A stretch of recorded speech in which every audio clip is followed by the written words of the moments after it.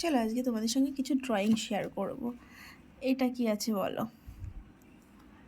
Just অসাধারণ, তাই না?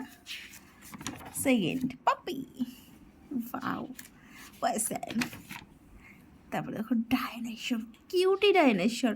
এরকম কিউট কিউট ডাইনোসর কেউ দেখেছো? সো নেক্সট, একে আই ডোন্ট নো, আমি জানি না।